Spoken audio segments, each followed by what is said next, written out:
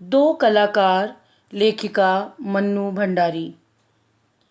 सामान्य अर्थों में कलाकार वही समझा जाता है जो किसी विशेष प्रतिभा से परिपूरित हो। वह प्रतिभा चाहे नृत्य के क्षेत्र में हो, अभिनय के क्षेत्र में हो या चित्रकला के क्षेत्र में हो। ऐसे अनेक क्षेत्र हैं जहाँ कार्यरत कलाकार अपनी कला में पारंगत होता है। प्रस्तुत कहानी में दो कलाकार हैं। एक की कला चित्रकारी करना है और दूसरे की कला समाज सेवा। चित्रा और अरुणा क्रमशः चित्रकार और समाज सेविका हैं। चित्रा रंग और तीलियों द्वारा रेखा में रंग भरकर उसे सजीव रूप देती है।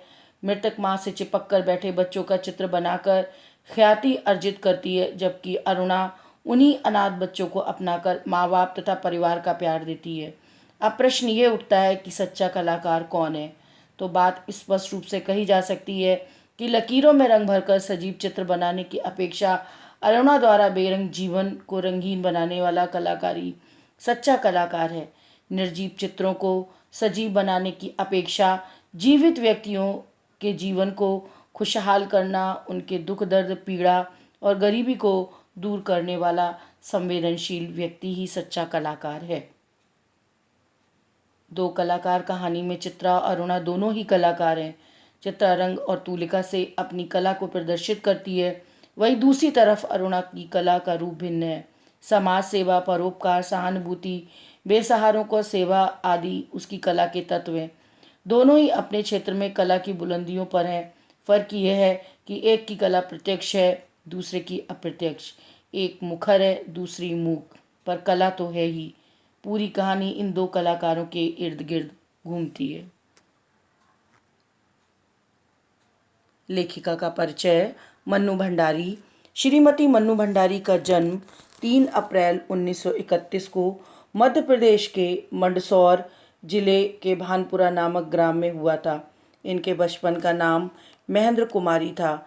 इनकी प्रमुख रचनाएं हैं एक प्लेट सैलाब, मैं हार गई, 3 निगाहों की एक तस्वीर, यही सच है, त्रिशंकु, आंखों देखा झूठ, कहानी संग्रह आपका बंटी, 1 इंच मुस्कान, महाभोज, उपन्यास बिना दीवारों का घर, नाटक।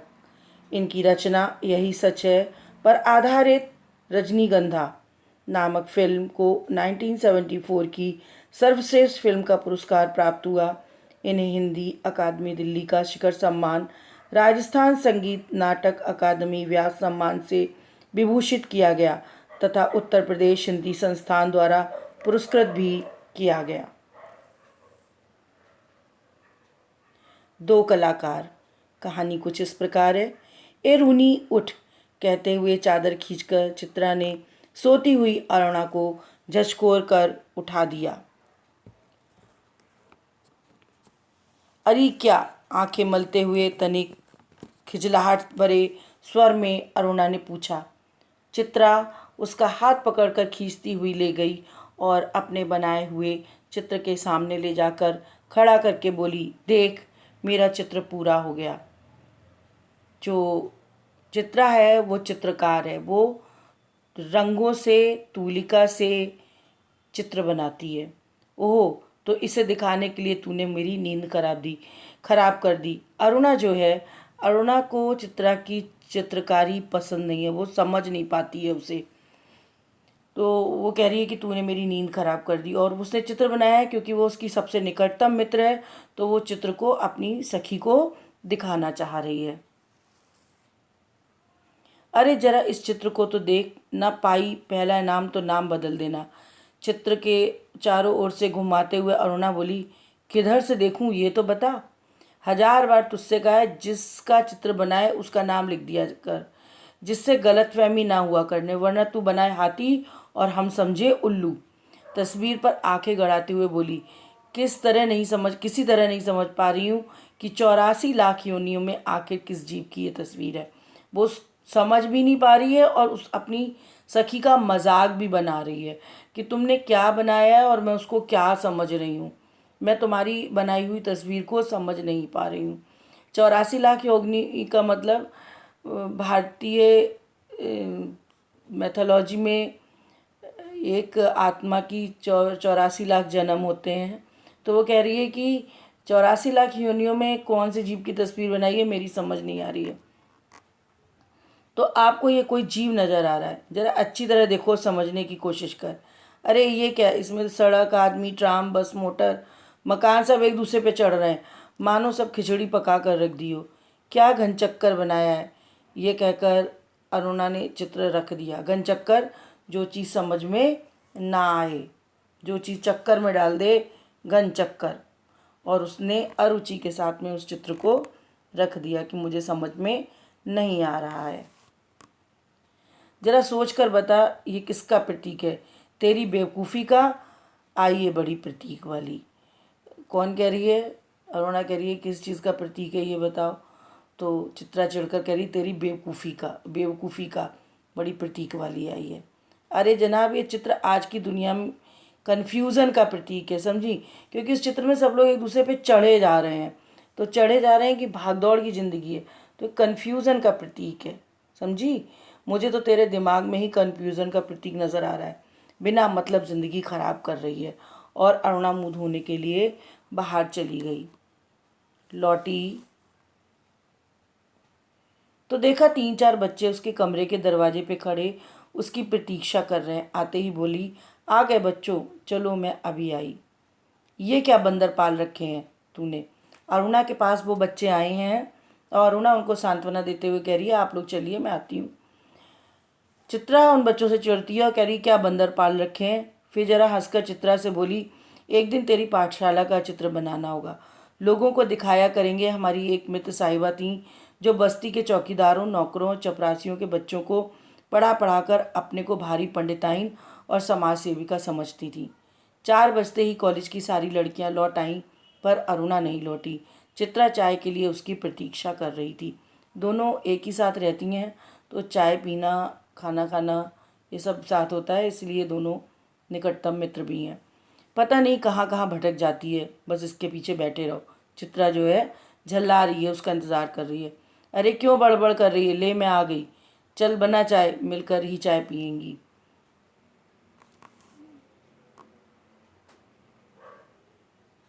तेरे मनोज की चिट्ठी आई है। यहाँ पर एक यही लाइन है, तेरे मनोज की चिट्ठी आई है। अरुणा लिफाफा फाड़कर पत्र पढ़ने लगी। जब उसका पत्र समाप्त हो गया तो चाय पीते पीते चित्रा बोली, आज पिताजी का भी पत्र आया। लिखा है, जैसे ही यहाँ कोर्स समाप्त हो जाए मैं विदेश जा सकती हूँ। मैं तो जानती थी पिताजी कभी मना नहीं करेंगे। ये चित्रा कह रही है अरुणा से। हाँ भाई, धनी पिता की इकलौती बिटिया ठहरी, तेरी इच्छा कभी टाली जा सकती है, पर सच कहती हूँ, मुझे तो सारी कला इतनी निरर्थक लगती है, इतनी बेमतलब लगती है कि बता नहीं सकती। किसी काम की ऐसी कला जो आदमी को आदमी ही न रहने दे। अरुणा आवेश में बोली। यानी क्या है कि चित्रा अपनी कला में इतना डूब चुकी है कि उसको कोई बात ध्यान नहीं रहती अपनी कला के सिवा। तो वह उससे कह रही है कि मुझे तेरी कला निरर्थक लगती है क्योंकि तुम उस कला के सामने हृदय विहीन हो चुकी हो। ऐसा अरुणा ने थोड़े आवेश के साथ कहा। तो तू मुझे आदमी नहीं समझती क्यों? आदमी से तात्पर्य इंसान। तुझे दुनिया से कोई मतलब नहीं, दूसरों से कोई मतलब है, बस 24 घंटे अपने रंग और तूलिकाओं में डूबी रहती है। दुनिया में कितनी बड़ी घटना घट जाए, पर यदि तेरे चित्र में के लिए आइडिया नहीं है तो वह घटना कोई महत्व नहीं रखती। हर घड़ी, हर जगह और हर चीज़ में तू अपने चित्रों के लिए मॉडल खोजा करती है। कागज़ इन निर्जीव चित्रों के बनाने की बजाय 2-4 जिंदगी क्यों नहीं बना देती? तेरे पास सामर्थ्य है, साधन है। सामर्थ्य साधन का मतलब तुम्हारे पास शक्ति भी है और धन भी है। तो तुम चित्रों में कला बनाने की बजाय लोगों का जीवन बना सकती हो, क्योंकि तुम्हारे पास साधन है। ऐसा अरुणा चित्रा से कहती है।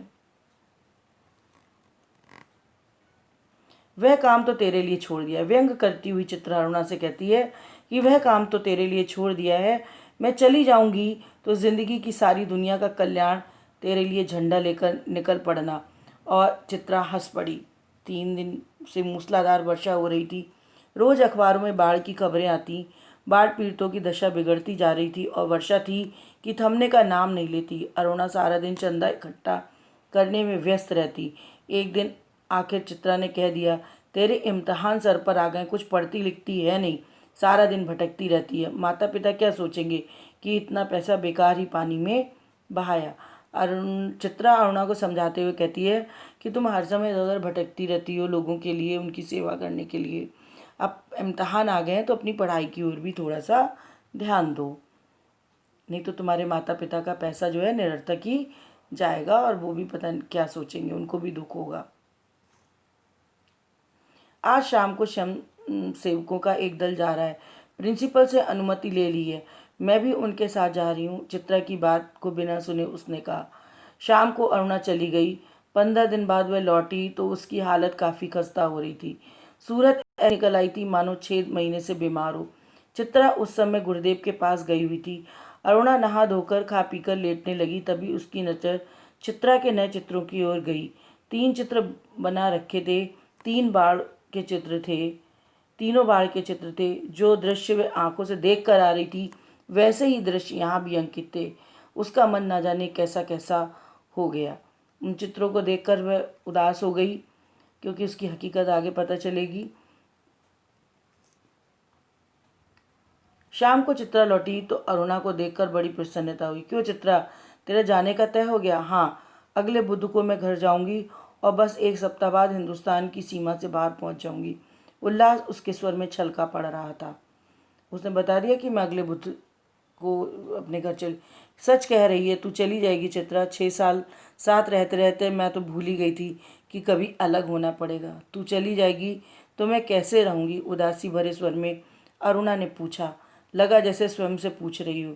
कितना स्नेह था दोनों में। सारा हॉस्टल उनकी मित्रता से ईर्ष्या की दृष्टि से देखा करता था। दोनों में मित्रता थी, इसलिए अन्य लोग उनकी मित्रता से जलते भी थे।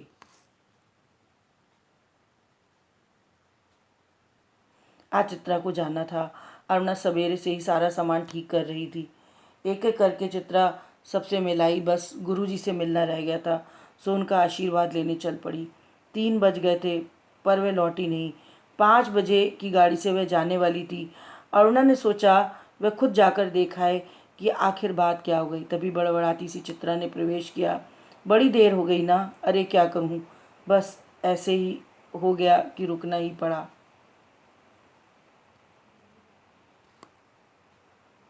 आखिर ऐसा ऐसा आखिर क्या हो गया ऐसा जो रुकना ही पड़ा? सुने तो। 2-3 कंठ एक साथ बोले। गर्ग स्टोर के सामने पेड़ के नीचे अक्सर एक भिखारिन बैठी रहा करती थी ना। लौटी तो देखा वह मरी पड़ी है। उसके दोनों बच्चे उसके सूखे शरीर से चिपक कर बुरी तरह से रो रहे हैं। जाने क्या था उस दृश्य में कि मैं खुद को रोक न सकी। एक रफ सा स्केच बना ही डाला, बस इसीलिए देर हो गई।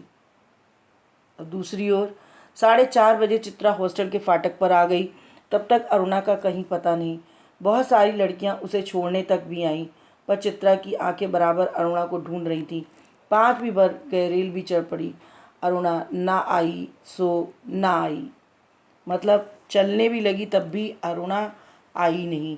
और चित्रा को सब छोड़ने आए थे, लेकिन उसे केवल अगर इंतज़ार था तो अपनी अन्यतम सहेली, अपनी सखी अरुणा का इंतज़ार था, लेकिन अरुणा नहीं आई।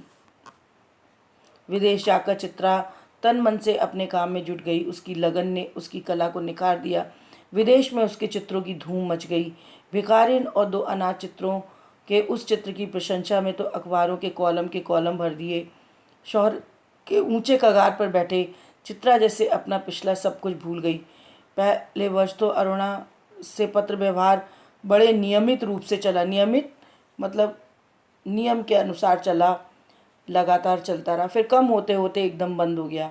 पिछले 1 साल से तो उसे ये भी नहीं मालूम था कि वह कहाँ है। अनेक प्रतियोगिताओं में उसका अनाथ शीर्षक वाला चित्र प्रथम पुरस्कार पा चुका था। जाने क्या था उस चित्र में जो देखता चकित रह जाता। 3 साल बाद जब वह भारत लौटी तो बड़ा स्वागत हुआ उसका। अखबारों में उसकी कला पर, उसके जीवन पर अनेक लेख छपे। पिता अपनी इकलौती बिटिया की इस सफलता पर बहुत प्रसन्न थे। दिल्ली के उसके चित्रों की प्रदर्शनी का विराट आयोजन किया गया। विराट आयोजन, बहुत बड़ा आयोजन किया गया। उद्घाटन करने के लिए चित्रा को ही बुलाया गया। उस भीड़ भाड़ में अचानक उसकी भेंट अरुणा से हो गई। रूनी कहकर चित्रा भीड़ में उपस्थिति को भूलकर अरुणा के गले लिपट गई। तुझे कब से चित्र देखने का शौक़ हो गया रूनी? क्योंकि पहले जब वो चित्र बनाती थी, जब वो दोनों हॉस्टल में रहती थी, तो वो उसकी चित्रों की मजाक बनाती थी। तो कह रही है कि तुम्हें कब से शौक़ हो गया? चित्रों को नहीं, चित्रा को देखने आई थी। तू एकदम भूल ही गई। अरे ये बच्चे किसके हैं? दो प्यारे से बच्चे अरुणा से सटे खड़े थे। लड़के की उम्र 10 साल की होगी, लड़की की कोई 8। मेरे बच्चे हैं और किसके? ये तुम्हारी चित्रा मौसी है, नमस्ते करो अपनी मौसी को, अरुणा ने आदेश दिया। अब उसके साथ 2 बच्चे थे। बच्चों ने बड़े आदर से नमस्ते किया, पर चित्रा अवाक होकर कभी बच्चों को और कभी अरुणा का मुंह देख रही थी। तभी अरुणा ने टोका, कैसी मौसी है, प्यार तो कर। और चित्रा ने दोनों के सर पर हाथ फेरा प्यार का। अरुणा ने कहा, तुम्हारी ये मौसी बहुत अच्छी तस्वीरें बनाती हैं। ये सारी तस्वीरें इन्हीं की बनाई हुई हैं। आप हमें सब तस्वीरें दिखाएं मौसी, बच्चे ने फरमाइश की। चित्रा उन्हें तस्वीरें दिखाने लगी। घूमते घूमते वह उस भिखारिन वाली तस्वीर के सामने आ पहुँचे। चित्रा ने कहा, यही वह तस्वीर है रूनी, जिसने मुझे इतनी प्रसिद्धि दी। ये बच्चे क्यों रो रहे हैं मौसी? तस्वीर को ध्यान से देखकर बालिका ने पूछा। इनकी माँ मर गई है। देखती नहीं, मरी पड़ी है, इतना भी नहीं समझती। बालक ने मौका पाते ही बड़प्पन और ज्ञान की छाप लगाई। ये सचमुच के बच्चे हैं मौसी। बालिका का स्वर करुण से करुणतर होता जा रहा था। उसमें स्वर में दुख आ रहा था। और सचमुच के बच्चों को देखकर ही तो बनाई है थी ये तस्वीर। मौसी, हमें ऐसी तस्वीर नहीं, अच्छी अच्छी तस्वीरें दिखाओ, राजा रानी की, परियों की। उस तस्वीर को और अधिक देर तक देखना बच्चों के लिए असहाय हो उठा था।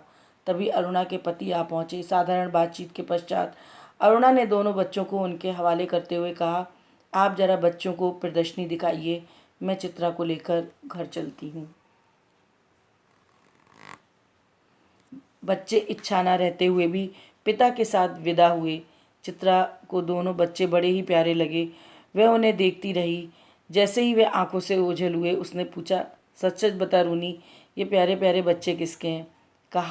कहा तो मेरे, अरुणा ने हंसते हुए कहा। अरे बताना, मुझे ही बेवकूफ़ बनाने चली है। एक क्षण रुककर अरुणा ने कहा, बता दूं? और फिर उसने उस भिखारिन वाले चित्र के दोनों बच्चों पर उंगली रखकर बोली, यही वे 2 बच्चे हैं। क्या? चित्रा की आंखें विस्मय से फैल गईं, विस्मय आश्चर्य से फैल गईं। क्या सोच रही है चित्रा? कुछ नहीं, मैं सोच रही थी कि, पर शब्द शायद उसके विचारों में खो गए। क्या सोच रही थी? अब ये प्रश्न बच्चों के पास है कि वो क्या सोच रही थी। इस प्रश्न का उत्तर आप लोग मुझे देंगे। धन्यवाद।